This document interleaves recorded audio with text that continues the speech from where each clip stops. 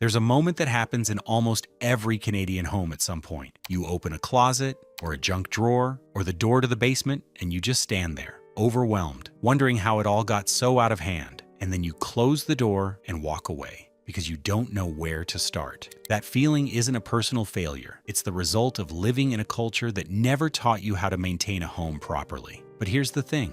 Two groups of women, separated by an ocean and a century, figured it out independently. Canadian grandmothers who grew up with nothing and Japanese homemakers working within the philosophy of a centuries-old culture both arrived at the same conclusion. Less is more. Everything has a place. And a clean home isn't something you achieve once. It's something you practice every single day. Today, we're looking at what happens when those two worlds collide and why the lessons they share might be exactly what your home has been missing.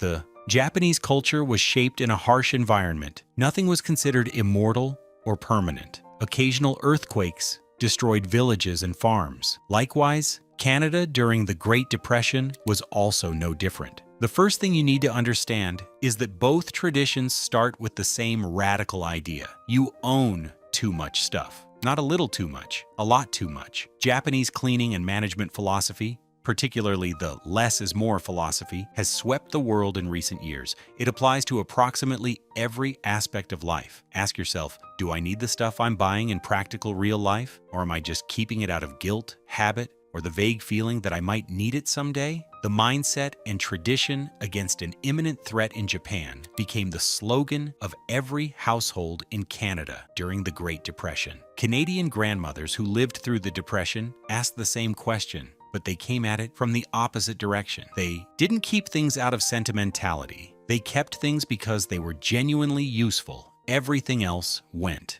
The result in both cases was the same. Homes that were calm, functional, and easy to maintain because there simply wasn't enough clutter to make a mess. Japan and Canada are worlds apart geographically, but mentally, a Canadian grandmother would have understood a Japanese grandmother. One of the most specific Japanese ideas that quietly found its way into older Canadian homes is the concept of the genkan.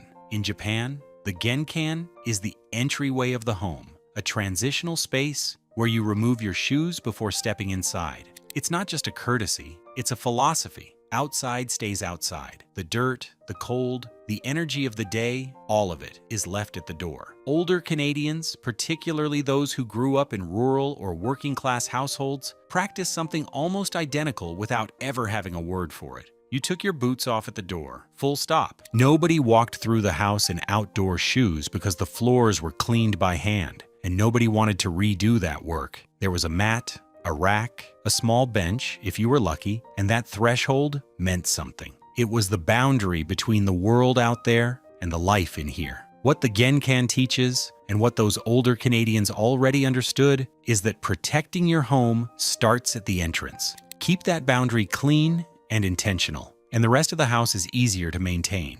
Let it collapse into a pile of muddy boots and forgotten bags, and the chaos spreads inward from there. The door is where the standard is set. There's one thing people often forget before cleaning the house, but our elders practiced it: a full clear out. This is the part most people skip, and it's why their homes never actually change. You can't organize clutter. You can rearrange it, you can buy more storage for it, but you cannot organize it. Both Japanese cleaning tradition and the Canadian grandmother's wisdom agree on this. Before you wipe a single surface or buy a single basket, you take everything out of the space and you make decisions. Every item either earns its place back or it leaves. Old Canadians called this a proper sort out. Either way, the process is the same, and the result is a home where cleaning becomes genuinely easy because there isn't much left to clean around. Once you've cleared the space, the next lesson from both traditions is where things live. Every single object in your home should have one specific space. Every key, tool, wire, gadget, utensil, chair, everything. Not a general area, not a drawer it usually ends up in. One exact place, where it always goes back after use. Japanese people take this so seriously. The outline of where things should be was drawn or marked so nothing drifts. This practice solves our daily struggle for keys and wires, saving us time. Canadian grandmothers were just as strict. The scissors lived in one spot. The good scissors and the kitchen scissors were different. You didn't put the good scissors in the kitchen. You didn't put the kitchen scissors in the sewing basket. You'll be scolded and disciplined for a violation. Everything had its place, and returning things to that place wasn't optional. That single habit changes how efficient we are in our cleaning and management. Now let's talk about cleaning itself, because both traditions approach it in a way that most modern homes have completely forgotten. The secret is daily maintenance over weekly overhaul. Right now, most people let things build up all week and then spend a chunk of their weekend doing a big clean that takes hours and feels exhausting. Japanese homemakers call a brief daily tidying practice the foundation of a calm home. Canadian grandmothers just called it common sense. You wipe the stovetop while it's still warm from cooking. You wipe down the bathroom sink after you use it in the morning. You sweep the floor. At the end of the day, none of these tasks takes more than 2 or 3 minutes, but done daily, they mean the big clean rarely needs to happen. The house maintains itself because small messes are dealt with before they become large ones. Floors deserve their own conversation because both cultures treated floor care as something almost sacred. In Japanese homes, floors are cleaned daily and with genuine attention because floors are lived on. People sit on them, children play on them, and you notice immediately when they're not clean. Canadian grandmothers and organized households are observed to have one habit in common: mopping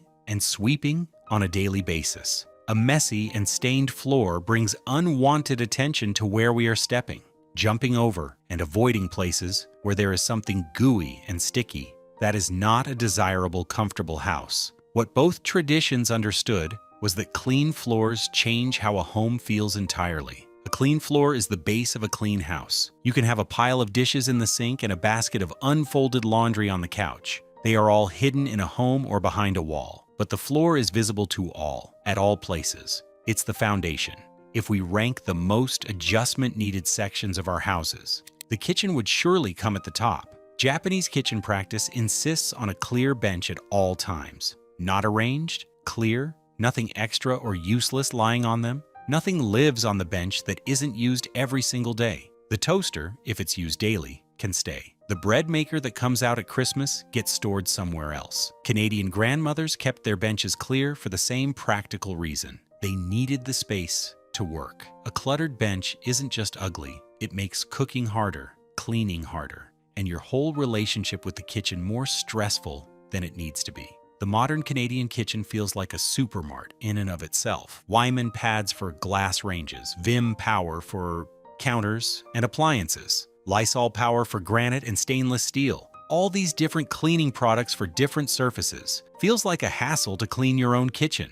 The Japanese had a philosophy about cleaning products that the modern market would prefer you forget. Japanese cleaning culture leans heavily on a small number of natural products used correctly. White vinegar, baking soda, and hot water handled the majority of household cleaning tasks when used properly. Canadian grandmothers had a similar arsenal: soap, vinegar, bicarb, and elbow grease. They didn't have a different product for every surface, because that wasn't how cleaning worked. That's how marketing works. A good microfiber cloth, white vinegar diluted in water, and a paste of baking soda can handle your bathroom, your kitchen, your windows, and your floors. Storage is the next place where both traditions have something sharp to say to the modern home. The Western world, including Canada, is obsessed with storage solutions.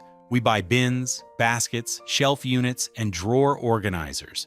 Then we fill them with things we don't use and call it organized. This is not organized, it's hoarding. Japanese cleaning philosophy is blunt about this. More storage doesn't solve a clutter problem. It hides it temporarily. Canadian grandmothers didn't buy storage because they couldn't afford to, and they didn't need to because they didn't own enough to require it. What both approaches tell us is that the answer to a storage problem is almost always fewer things, not more containers. Before you buy another organizer, ask whether the things you're trying to organize actually need to be in your home at all. Linen cupboards are a perfect example of this. Open most Canadian linen cupboards today. You'll find towels and sheets and spare blankets crammed in. Pulling one thing out means 3 others fall on the floor. Japanese linen philosophy recommends owning 2 sets of sheets per bed, one on, one in the wash, one spare at most. Canadian grandmothers operated in a relatable manner. They used organization to manage clutter. if they had any. They didn't have the luxury of excess during the Great Depression of the 30s. The linen cupboard was a manageable size because the contents were a manageable amount. Fold your sheets into themselves, a trick that creates a neat, self-contained parcel that stacks without toppling, and suddenly your linen cupboard becomes a calm, functional space instead of an avalanche waiting to happen. The bathroom is where daily maintenance pays off most visibly. Both traditions treat the bathroom as a space that should take less than 5 minutes to clean because it's wiped down daily. The Japanese approach includes a quick wipe of the sink, the tap, and the mirror every morning after use. Canadian grandmothers scrubbed their bathrooms on a set day each week, but wiped the basin every single day without exception. The result is a bathroom that never gets the kind of built-up grime that requires serious scrubbing.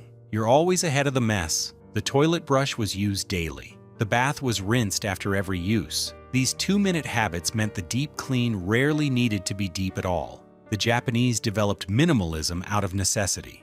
As stated earlier, occasionally occurring earthquakes destroyed most of the things they built. The Japanese concept of a calm sleeping space means the bedroom is for sleeping and nothing else. No exercise equipment, no piles of laundry, no work desk crowded into the corner, unlike the West. The bedroom is a sanctuary, and it's kept that way deliberately. Canadian grandmothers had the same instinct, even if they described it differently. You didn't bring chaos into the room where you slept. The bed was made every morning, not as a chore, but as the first act of maintaining order in the day. Making your bed takes 3 minutes, and it sets a tone for everything that follows. Both cultures knew this intuitively. Modern life has somehow convinced us it doesn't matter. It does. 2 cultures, 1 ocean apart, both figured out that the secret to a home that feels good to live in isn't money or space or the right furniture. It's attention. Small, daily, consistent attention to the place where your life actually happens. The grandmothers knew it, the Japanese homemakers knew it, and now so do you. Tell us in the comments which habit you're going to try first. We'd love to know. This has been Retro Canada, where the old wisdom still holds up.